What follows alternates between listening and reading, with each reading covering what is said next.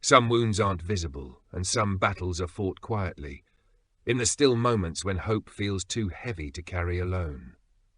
It was during one of those moments that a weary single father, with nothing left to give, found a broken little girl and a mother who had forgotten how to believe.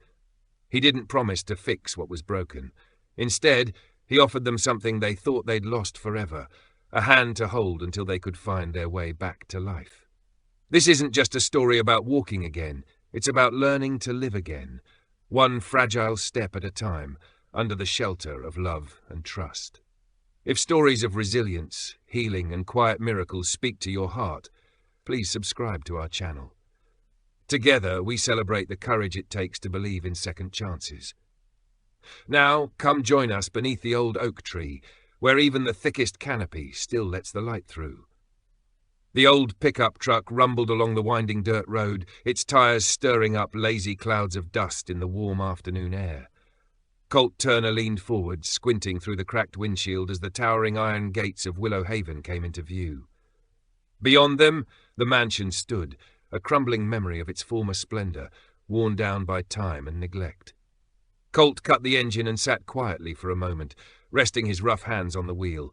The scent of pine and distant rain grounded him. In the truck bed, his toolbox rattled softly as he gathered his thoughts. "Just fix the fence," they said. He pushed open the door and stepped out, boots crunching on gravel. The heavy silence was broken only by the distant call of a mourning dove. Colt adjusted the worn leather strap of his tool belt and made his way to the front porch, where a woman waited.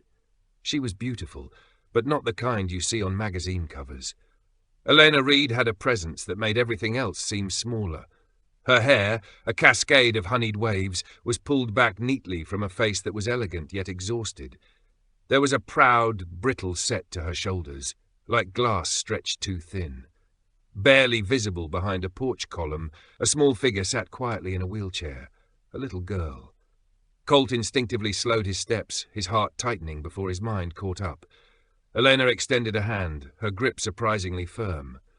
"You must be Mr. Turner," she said, her voice steady but distant. "Happy to help, ma'am," Colt replied, tipping the brim of his old canvas cap. His eyes flicked briefly toward the child, whose gaze was fixed firmly on the floorboards. "This way," Elena said, motioning him around to the side of the house. The fence stretched along the property's edge, a once proud white rail now sagging and splintered. It had been strong once, just like Colt suspected the woman and child inside these walls had been. As he unpacked his tools, a soft sound caught his attention, the low creak of wheels. He glanced up to see the little girl had followed, stopping several yards away in her chair, silently watching him with solemn eyes that seemed far older than her years. "Hey there," Colt said warmly, setting down his hammer. "Keeping an eye on me? Making sure I'm doing it right?" A faint, fleeting smile tugged at her lips before disappearing just as quickly. Elena appeared at the porch steps, arms folded. "Lila doesn't speak much anymore," she said, more to herself than to him. "That's all right," Colt murmured, giving Lila a small wink. "Sometimes it's better to listen first." He set to work, pulling out rotted boards and measuring new ones. The rhythmic sound of hammering filled the afternoon. Lila remained there, a silent guardian, hands folded tightly in her lap. Hours passed. The sun dipped lower, casting long amber shadows. Pausing to wipe sweat from his brow, Colt noticed Lila was still there. "You sure you're not bored to tears watching an old man hammer nails?" he teased, resting on one knee. Lila shook her head quickly, a shy movement. Elena approached, carrying a glass of lemonade, and offered it to Colt, who accepted with a nod. "You're good with her," she said, her voice softer now, a crack just beneath the surface. Colt took a slow sip, studying her. She wore wealth like armor, crisp linen blouse, discreet diamond studs, but her eyes told a different story. She looked like someone who had climbed every mountain only to find herself lost in a valley no money could fix. "I've got a boy about her age," Colt said, glancing at Lila. "Well, had. He's off to college now. Grew up faster than I could blink." Elena smiled faintly, though the sorrow never left her eyes. "Lila used to run wild here," she said, staring into the distance. Couldn't keep her feet on the ground. She'd climb trees twice her size. The ache in her voice was almost physical, and Colt understood it far too well. Setting the lemonade aside, Colt knelt by Lila's wheelchair. You know, he said gently, wood's funny. Looks broken sometimes, splintered, worn. But usually it's still strong underneath. Just needs someone to see it. Lila really looked at him then, and something flickered in her eyes. Curiosity. Hope, maybe. Elena cleared her throat.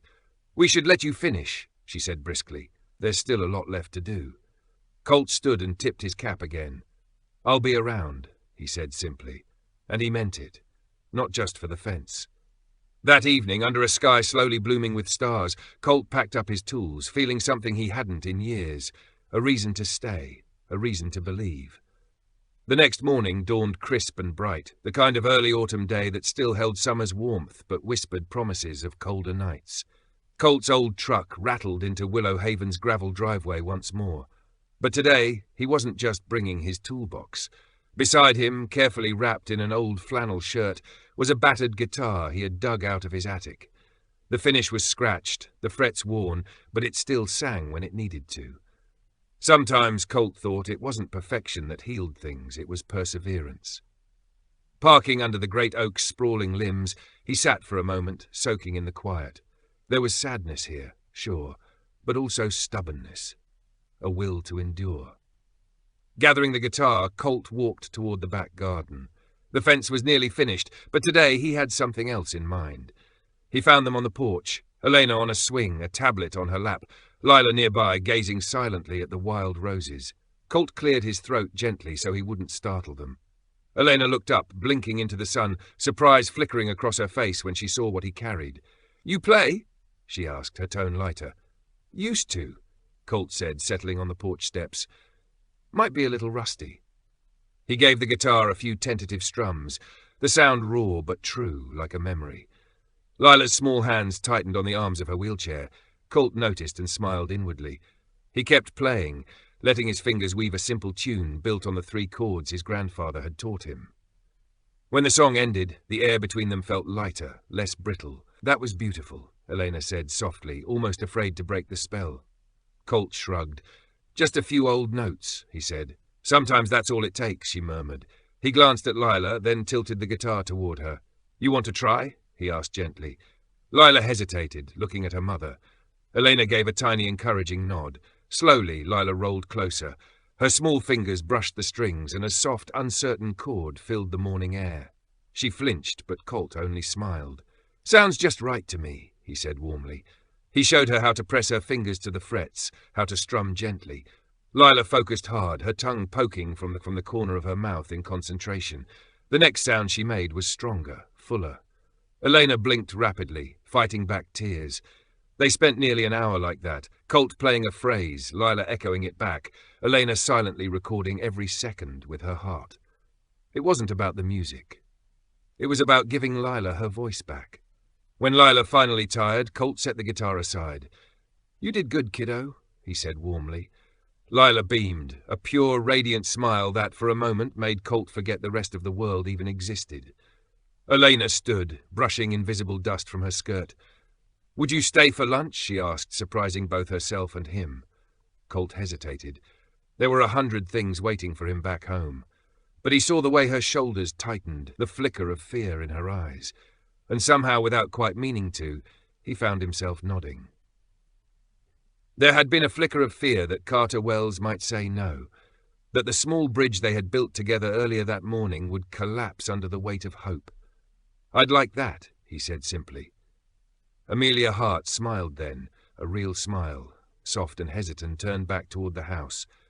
As Carter followed her inside, he felt something shift deep within him, something old and stubborn, giving way to the faintest spark of hope.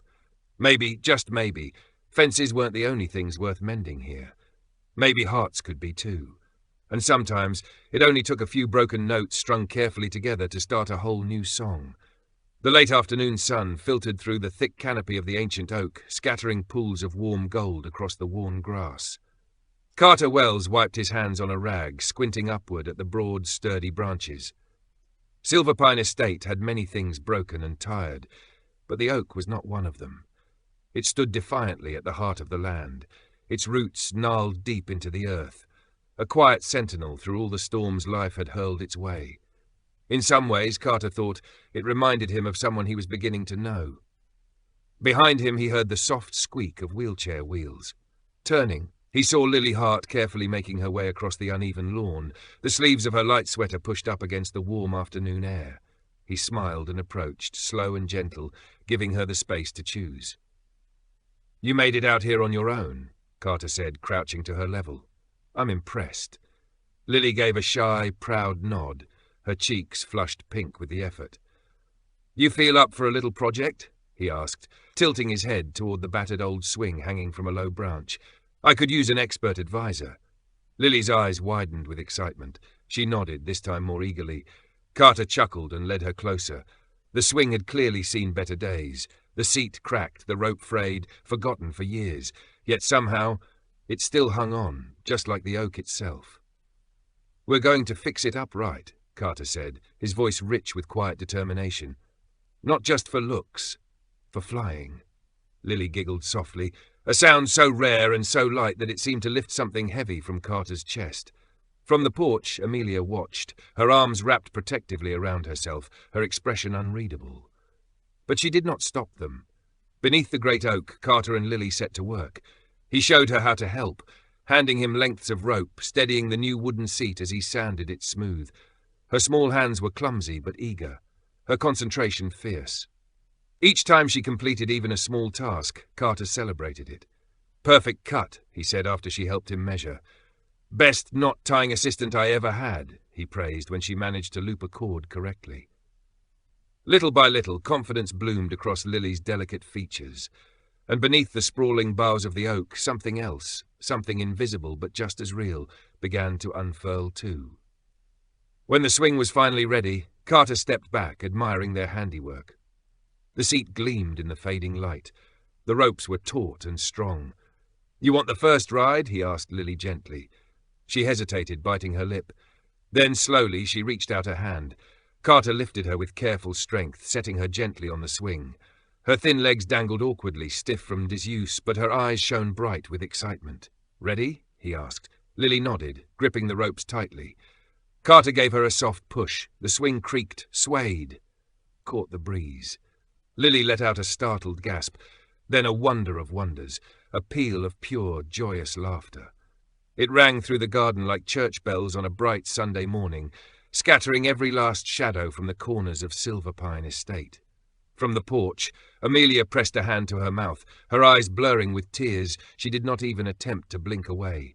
She remembered this laughter. She remembered it from the days before hospitals, before pitying glances, before silence had taken root. And now it was back. Fragile, trembling, but alive. After a while, the swing slowed to a gentle sway. Lily, breathless and pink-cheeked, looked down at Carter again. "Again," she whispered, her voice raspy but clear. Carter felt something catch painfully in his throat. "You got it, kiddo," he said hoarsely. He pulled the swing back and let it fly again. And Lily threw her head back, laughing into the wind.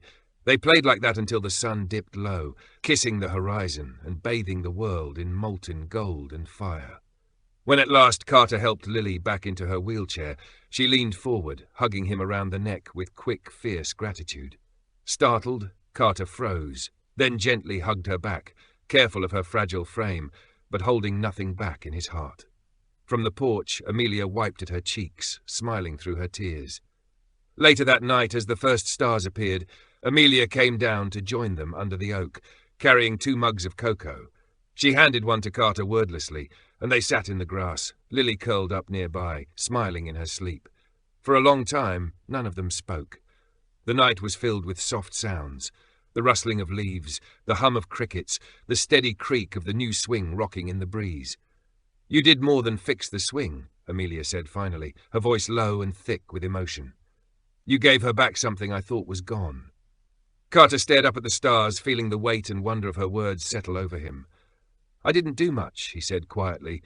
"Just showed her it was still there, waiting." Amelia turned to him, her profile illuminated in the silver glow of moonlight. "Sometimes," she said softly, "that's the hardest thing in the world to do." Their eyes met, a glance, a breath, and something unspoken passed between them. Not romance, not yet, but something deeper, something slower, the quiet, stubborn beginning of trust. And beneath the old oak, with the swing creaking gently like a heartbeat in the dark, the first tender roots of a different kind of healing began to sink deep into the soil of Silverpine Estate. Forgiveness, freedom, all of it unfurling quietly under the ancient, steady gaze of the oak tree. As the twilight deepened into a soft, endless blue, they sat side by side in the hush of perfect understanding. No grand declarations, no promises, only the profound, wordless knowing that something sacred had begun, something that would not and could not ever be undone. Above them, the first brave stars pierced the darkening sky, and Carter Wells found himself daring to believe, just maybe, this old place wasn't only where hearts broke. Perhaps it was also where they learned, slowly and gently, to beat again.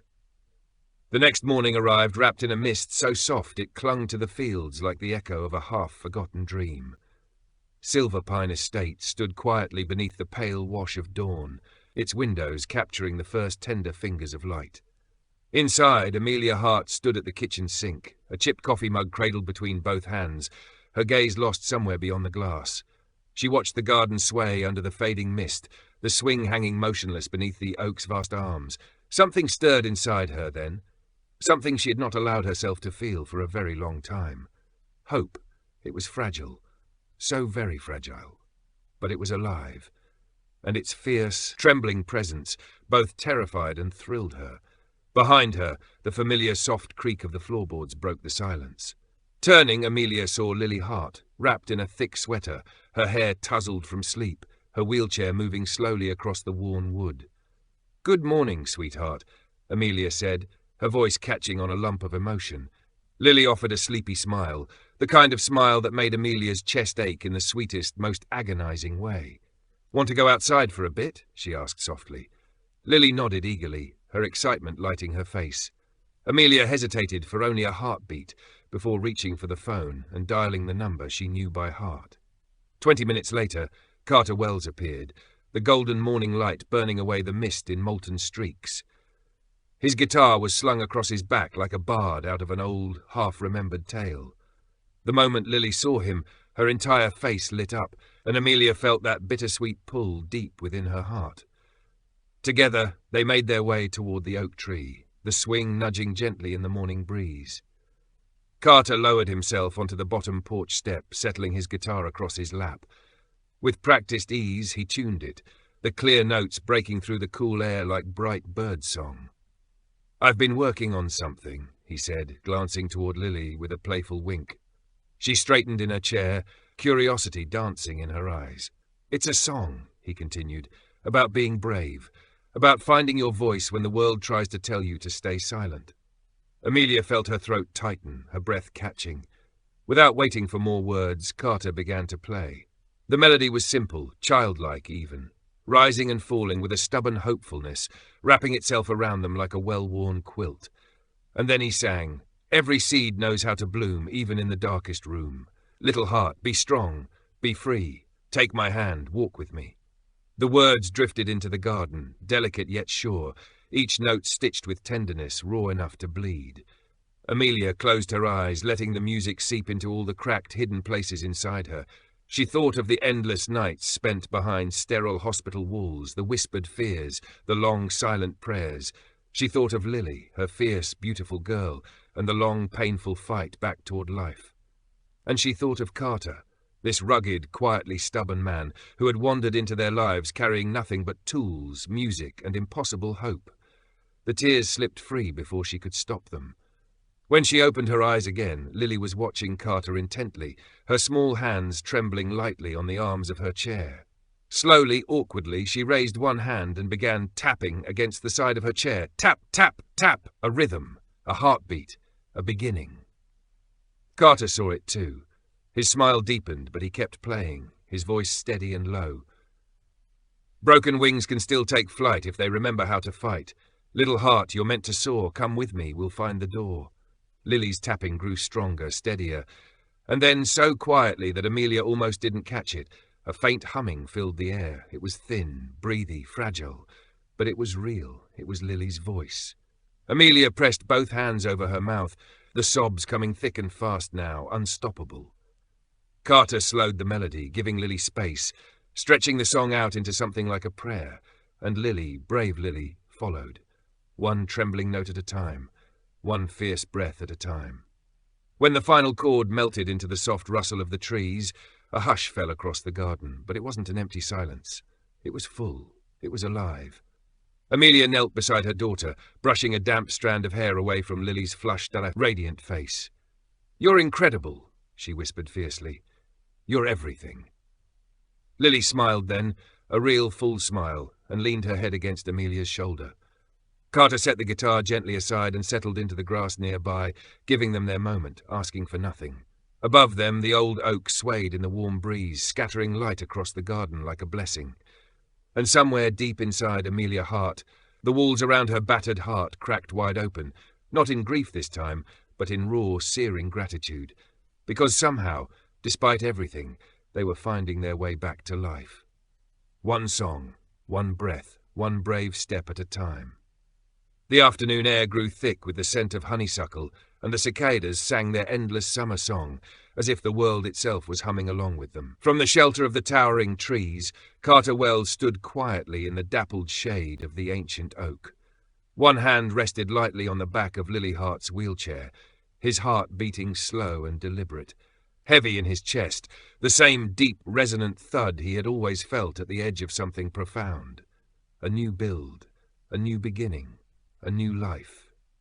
Lily sat rigidly in the chair, her small hands gripping the armrests so tightly her knuckles whitened. She was ready, or at least as ready as any child could be when standing at the threshold of the unknown. A few steps away, Amelia Hart stood with her hands clutched tightly before her, holding her breath, as if the very act of exhaling might shatter the fragile, trembling hope that clung to the afternoon like a silver mist. "Remember," Carter said softly, crouching beside Lily, his voice as gentle as the rustle of leaves overhead, "you're not doing this for anyone else, only for yourself." Lily looked at him, really looked, and this time she nodded, not out of fear, but with a steady, determined glint in her eye. The task was simple in theory, just a few small steps from the wheelchair to the swing, a mere handful of feet, and yet it stretched before her like a quiet eternity. Carter braced his arms around her, feeling the taut wire of tension in her frail frame. "Ready when you are, kiddo," he murmured. Lily pulled a shaky breath deep into her lungs, and then pushed. Her legs wobbled, her knees locking stiffly, but miraculously she stood. On her own. Across the yard, Amelia gasped, her hand flying to her mouth as tears sprang to her eyes. Carter steadied Lily gently, careful to let her carry her own weight. "One step," he urged, his voice a steady lifeline. "Just one." Lily bit her lip hard and shuffled her left foot forward, a tiny dragging movement, but a movement nonetheless. The world itself seemed to hold its breath, then another step and another, slow, clumsy, exquisite. Tears prickled Carter's eyes, but he blinked them back fiercely, focusing on Lily's fierce concentration, the tremble in her muscles, the fluttering of her fingers like frightened birds. She fought for every inch. She fought. And she won. When Lily finally reached the swing, she collapsed into it with a gasp, her cheeks flushed with triumph and pride. Amelia was there in an instant, falling to her knees, wrapping her daughter in a fierce, trembling embrace. "You did it," she whispered over and over, the words breaking apart into joyful, heart-wrenching sobs. "You did it, baby. You did it." Lily clung to her mother, tears streaming freely, not from pain, but from a triumph so pure it seared itself into the very air around them. Carter turned away, pretending to fiddle with the guitar leaning against the tree, giving them their moment. But he could not hide the broad smile that stretched across his face, nor the tears that blurred the golden shimmering afternoon into a beautiful haze. Above them, the great oak's branches swayed, scattering crisp leaves like a quiet, holy benediction. Later, when the surge of emotions softened enough for breathing to become easy again, they sat together in the grass. The golden light of sunset wrapped itself around them like a blessing. Amelia leaned her head gently against Lily's shoulder, her face unguarded, open in a way it had not been in so long. "You know what this means," she said, her voice thick with emotion. Lily turned her wide, wondering eyes to her mother. Amelia smiled through her tears. "It means you can go anywhere you want. Do anything you dream." Lily's eyes shimmered anew, but she did not look away. She nodded, strong, certain, and in that moment Amelia no longer saw the shadow of the girl she had been. She saw the blazing, unstoppable spirit of the young woman Lily was becoming. Across the way, Carter strummed a few lazy chords on his guitar, the music lifting slowly into the cooling evening air. Amelia turned to him, her gratitude shining from every line of her face. "I don't know how to thank you," she said simply. Carter shook his head, brushing the words aside. "You don't have to," he said, plucking another slow, thoughtful chord. He tapped the worn body of the guitar and added quietly, "You gave me a reason to pick this up again. You reminded me that broken things can still make music." Emotion gripped Amelia's throat. She reached across the small space between them, laid her hand over his. A small gesture, yet it said everything. "Thank you. Stay. We need you." And in that quiet moment, Carter Wells, who had spent so long running from his own pain, realized that perhaps, just perhaps, he had finally found a place to land, a place to build something lasting, something whole.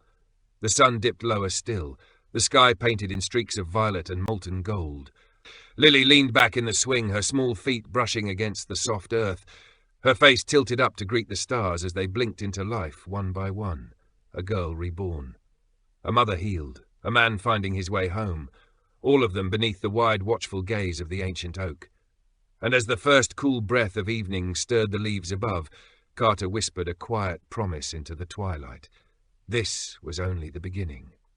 The evening fell gently over Silver Pine Estate, settling with a hush, as if the world itself knew that something sacred, something extraordinary, was unfolding beneath the old oak. The lanterns strung between the branches cast a soft amber glow of the garden. The scent of fresh-cut grass and cooling earth filled the air like a memory. Amelia sat cross-legged on a quilt spread over the grass, a mug of cooling tea cradled between her hands. Nearby, Lily dozed peacefully in her wheelchair, the day's victories pulling her into a deep, dreamless sleep. Across from them, Carter Wells leaned against the broad trunk of the oak, his guitar resting idle at his side. They had not spoken much after dinner, content instead to let the quiet cradle them. But Amelia could feel the words building inside her now, heavy, tangled, desperate to finally be spoken aloud. Carter Wells must have sensed it too. He said nothing, only waited, his presence steady and patient, like a rock standing firm against relentless tides. At last, Amelia Hart set her mug down with a small, decisive clink. "There's something I should tell you," she whispered, her voice scarcely above breath. Carter nodded once, slow, sure, and so she began. "I wasn't always this," Amelia said, gesturing vaguely at herself. The crisp linen clothes, the polished, careful exterior, the fortress of wealth she wore like armor. "There was a time," she continued, "when I was just a girl from a tiny town in Tennessee. Wild as the honeysuckle, my grandmother used to say." Carter smiled faintly, picturing it. "I had dreams," Amelia said, her gaze drifting to the darkened horizon. "Big ones, bigger than I probably deserved." She paused. "I worked 2 jobs, scraped together every penny just to get through college. I thought, if I just worked hard enough, smart enough, I could build a life no one could ever tear apart." She swallowed hard. "And I did," she said quietly. "Built a company from nothing. Made my first $1 million before I turned 30. Bought this place, Silver Pine Estate, when Lily was born. I thought I'd finally outrun all the fear, all the smallness." Her voice broke on the last word. Carter stayed silent. He knew better than to fill the space too soon. Amelia wiped at her eyes, furious with herself for unraveling. "But life," she said bitterly, "has a way of reminding you just how small you still are." She looked at him then, raw, unguarded. "The accident happened 2 years ago. A drunk driver, no headlights, a rainy night." Her hands twisted in her lap. "We were coming home from Lily's piano recital. She had just played her first piece in front of an audience. She was so proud." Amelia's voice cracked into pieces. "I lost control. The car spun out. Lily's spine was—" She couldn't finish. Without hesitation, Carter crossed the small space between them and sat down beside her. Amelia drew a shuddering breath, forcing herself to continue. "They told me she might never walk again, that if she even lived, it would be a miracle." A bitter laugh escaped her lips. "I had all the money in the world, and I couldn't buy her legs back, couldn't buy her laughter." Tears streamed freely down her face now. "I tried to fix it, the only way I knew how, Doctors, specialists, endless therapies.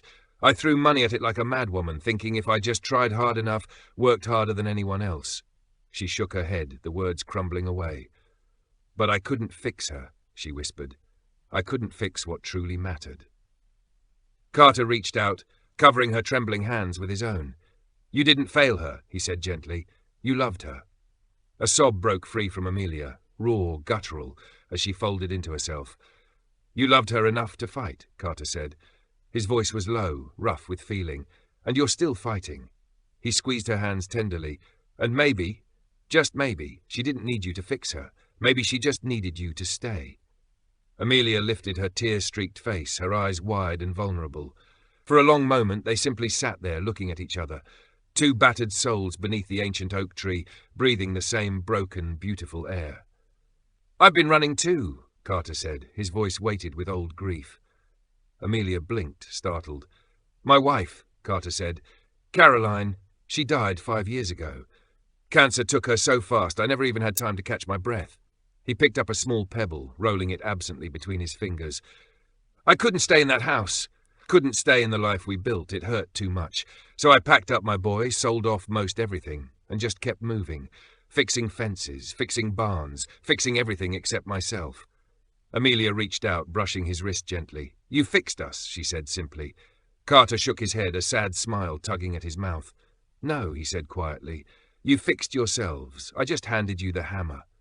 A soft, trembling laugh escaped Amelia through her tears, wet and broken but real.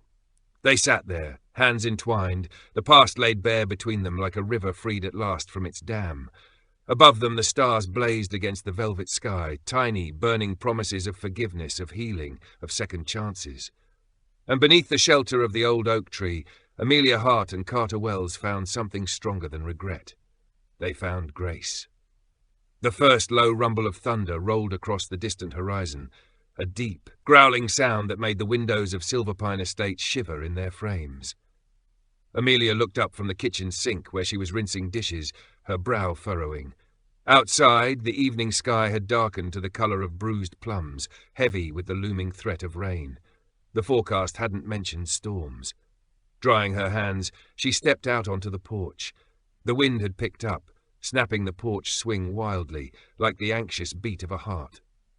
The massive oak's limbs groaned and swayed above her, its leaves whispering a warning. Something primal stirred inside Amelia, an old, bone-deep fear she hadn't felt since the night of the accident. She tightened her arms around herself, scanning the tree line. Where was Carter? Where was Lily? Carter had taken Lily for a short walk after dinner, letting her practice standing and taking a few brave, shaky steps with his steady support.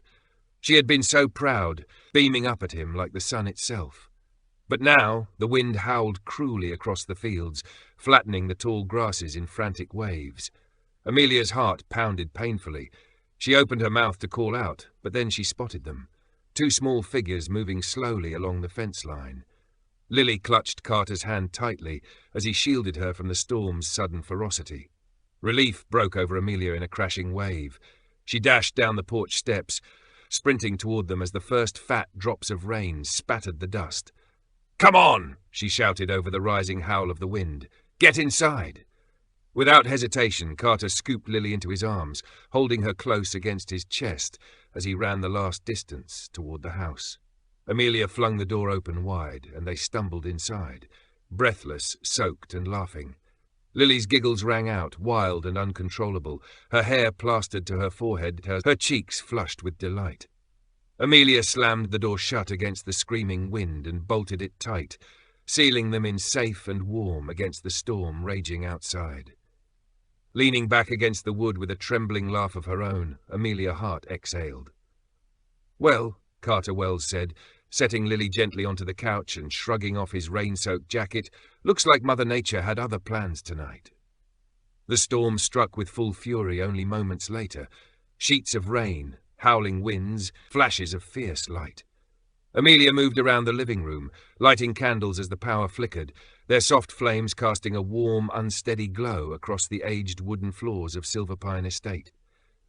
Carter knelt by the hearth, coaxing a reluctant fire into life in the long-forgotten fireplace, while Lily sat cross-legged on the rug, wrapped snugly in a thick quilt, her eyes wide with awe every time thunder cracked and the old walls groaned. The three of them drew close together, an island of warmth and hope against the raging world beyond their fragile shelter.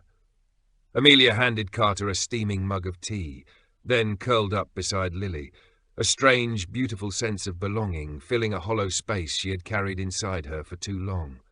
They spoke quietly as the fire snapped and whispered, trading small, tender stories. Carter's adventures building a treehouse with his son, Amelia's first clumsy steps into entrepreneurship, Lily's dream of riding a horse someday. Dreams, small, stubborn things, still alive, still possible. Eventually, the conversation faded into a peaceful, comfortable silence.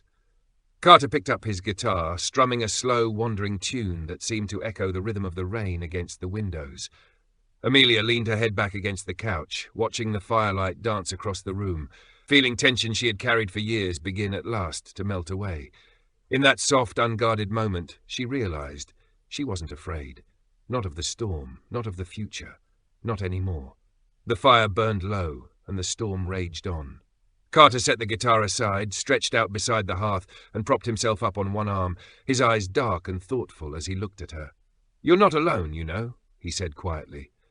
Amelia turned to him, startled. "You don't have to carry it all by yourself anymore," Carter continued, his voice rough with sincerity. "You don't have to be the strong one every second." Something splintered inside Amelia then, a hairline crack in the armor she had worn for so long. "I don't know how to let go," she whispered, barely audible. "You don't have to," Carter said. "You just have to let someone stand beside you." Blinking against the rush of emotion, Amelia glanced across the room at Lily, already fast asleep, her small chest rising and falling steadily. Then she looked back at Carter, and she made a choice, a simple, quiet choice. She reached out and took his hand, not out of fear, not out of desperation, but with trust, with hope. Carter squeezed her fingers gently, a slow, sure smile tugging at his lips. Outside, the storm battered Silverpine Estate with merciless force, but inside, beneath that old roof, three hearts beat steady and strong, a shelter against any storm the world could send their way. Together at last. The next morning dawned clear and bright, the sky stretching vast and endless overhead, scrubbed clean by the night's fury. The fields glittered with dew, the air smelled sharp and new, like beginnings. Amelia stood barefoot on the porch, a cup of coffee cradled between her hands, and watched the first true day of the rest of their lives unfold before her. From inside the house, Lily's laughter rang out, high, sweet, and utterly unguarded. Amelia closed her eyes as a surge of emotion rose within her. The storm was over, not just the one outside. The other storm, the long, relentless one that had raged within her heart for years, had finally broken, and the sun was pouring in.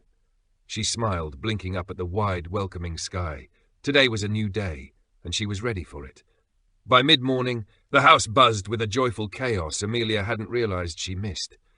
Carter had stayed the night, sleeping without complaint on the old couch. Now he was outside with Lily, hammering together a rough but sturdy ramp for her wheelchair. Not that Lily seemed to need it quite as much anymore. Amelia watched from the window as Carter coaxed Lily into standing practice once again, this time beneath the wide-open sky. 3 wobbly steps, then she collapsed laughing into Carter's waiting arms. He spun her triumphantly, her laughter carrying high into the morning air. Smiling, Amelia wiped her hands on a dish towel and pushed open the screen door. "Hey! Save some dancing for the rest of us," she called teasingly. Carter grinned, setting Lily down gently onto the swing. "Plenty of dancing left to go around, ma'am," he said, laughter in his voice. That afternoon, the yard transformed into a small, joyous festival. Lily wanted a picnic, so Amelia threw together peanut butter sandwiches, apple slices, and cold lemonade. They laid out a quilt beneath the old oak, and for the first time in longer than Amelia could remember, they ate without worry, without hurry. No ticking clock counting down to bad news. Lily sang bits of the song Carter had taught her, her voice growing stronger with each passing verse. Amelia joined in shyly at first, then louder when Lily beamed at her. Even Carter, gruff and off-key, added his voice to the mix. Their laughter and music floated up through the branches, twining with the gentle breeze. For a moment, just a moment, It felt as if the world had always been this kind. Later, as the light turned golden and the shadows grew long, Carter pulled a battered old radio from his truck, setting it up on the porch steps. He fiddled with the dial until a scratchy country song filled the air, something about lost loves, second chances, and roads still worth travelling. He offered Amelia his hand, a crooked smile tugging at his mouth. "Care to dance?" he asked. Amelia laughed, startled. "I haven't danced in years." "Neither have I," Carter said solemnly. "Could be a disaster, might be fun."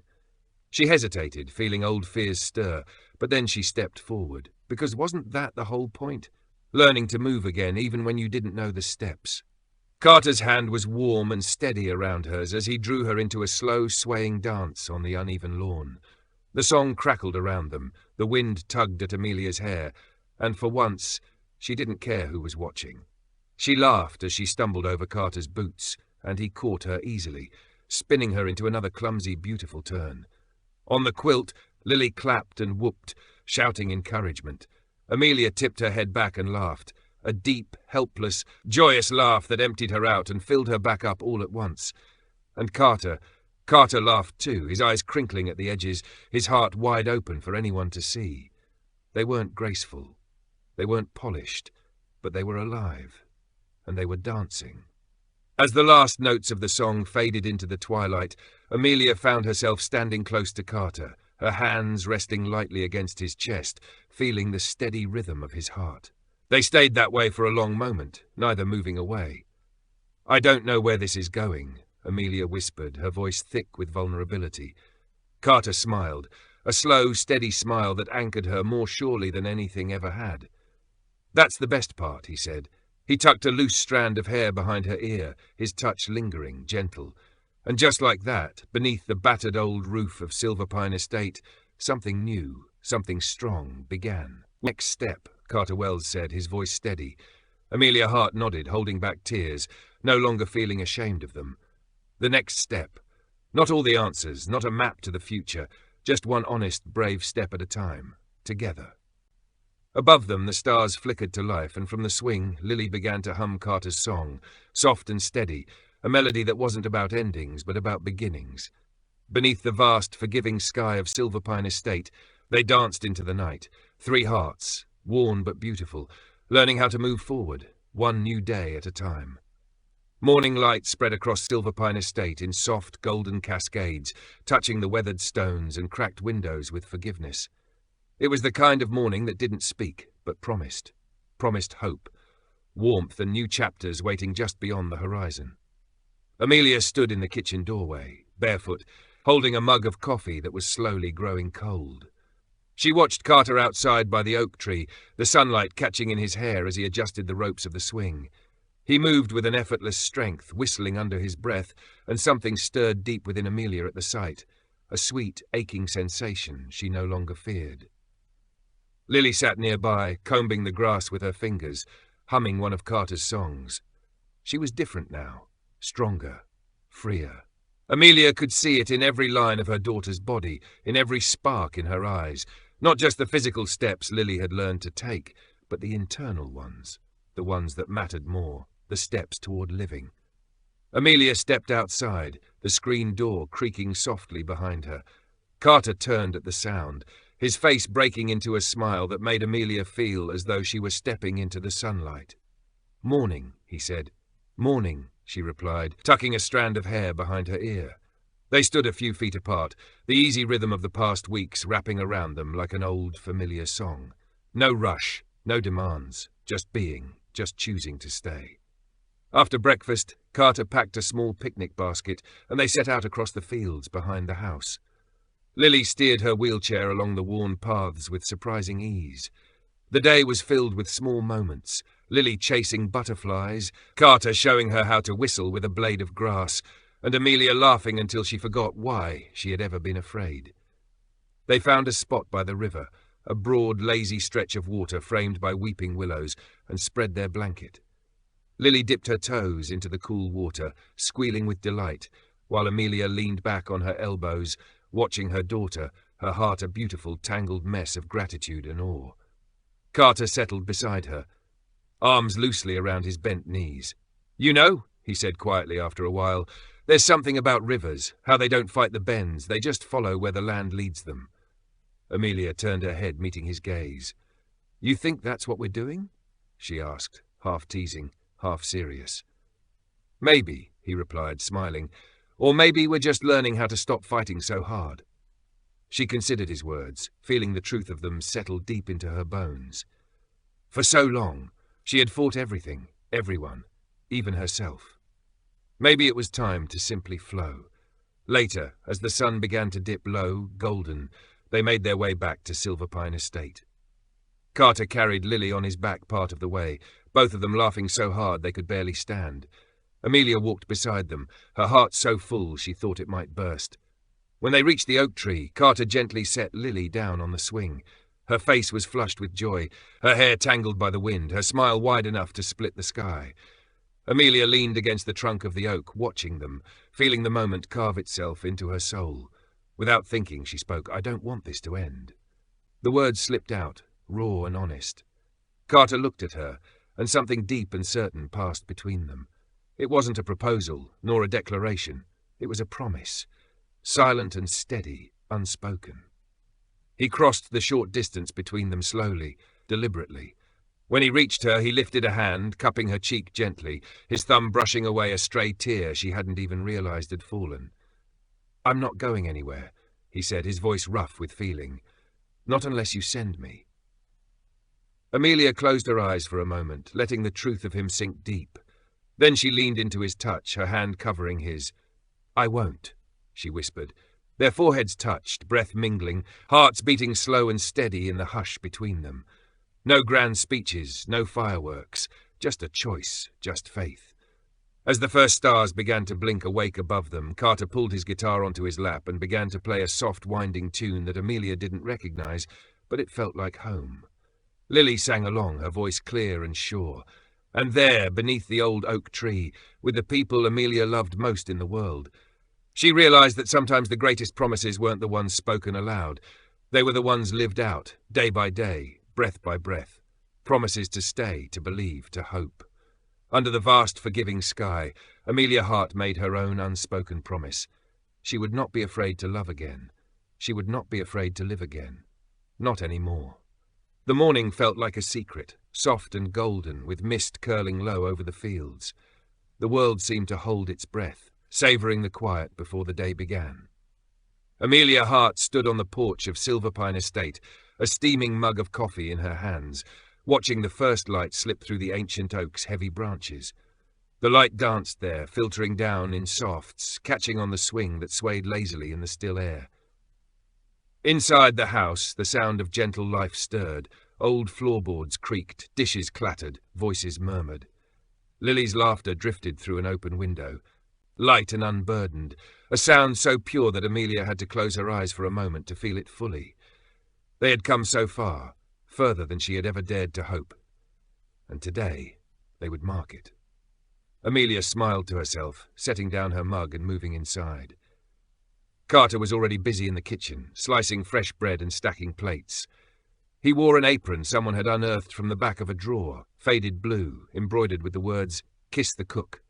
Amelia couldn't help but laugh out loud at the sight. He looked up, grinning. "You laughing at me or with me, ma'am?"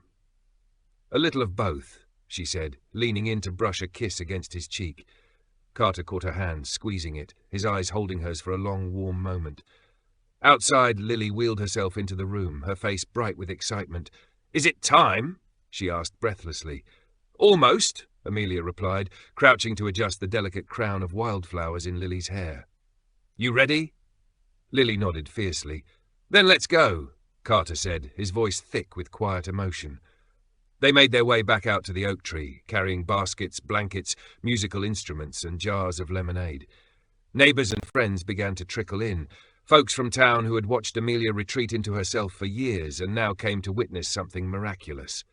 No one spoke of miracles aloud, of course, but everyone felt it. The air shimmered with it. The swing gleamed in the morning light, its ropes strong and sure, the seat freshly polished and decorated with sprigs of wildflowers. Lily sat nearby, flushed with excitement, her hands trembling slightly on the wheels of her chair. Amelia knelt beside her, smoothing the front of her dress. "You don't have to prove anything," she whispered. "I know," Lily said, smiling. "I just want to." When everyone had gathered, a hush fell over the clearing. Carter picked up his guitar and strummed a few soft chords, his music winding around them like a blessing. Amelia rose to stand beside Lily, her heart hammering with pride, fear, and wonder. Lily took a deep breath, and then slowly, carefully, she pushed herself up from the chair. A collective gasp rippled through the crowd. Amelia's hands twitched to reach for her, to catch her, but she held still, tears already streaming down her face. Lily stood, trembling but determined, and then she took a step. One step, then another and another, each one small and staggering, but impossibly, gloriously real. The sunlight caught her hair, the crown of wildflowers, the shine of sweat on her brow. She was radiant. She made it to the swing, clinging to the ropes for balance, and then turned to face the people who loved her. She smiled, not just a smile of triumph, but a smile of freedom. The swing shifted slightly in the breeze, the light sifting down around her in a golden haze. Amelia pressed her hands to her mouth, sobbing quietly. Carter came to stand beside her, his hand finding hers. Their fingers intertwined naturally, inevitably. No promises spoken, none needed. This was the promise lived out in every breath, every step, every heartbeat. The celebration continued into the day, filled with music, food, laughter, and stories shared beneath the boughs of the ancient oak. Lily was the centre of it all, her wheelchair abandoned more often than not as she wobbled and stumbled and stood again, always laughing, always reaching. Amelia sat on the quilt, Carter beside her, watching it unfold with a heart so full she thought it might burst. She leaned her head against his shoulder, feeling the solid, steady beat of his life beside hers. "This," she said quietly, "is everything I never knew I needed."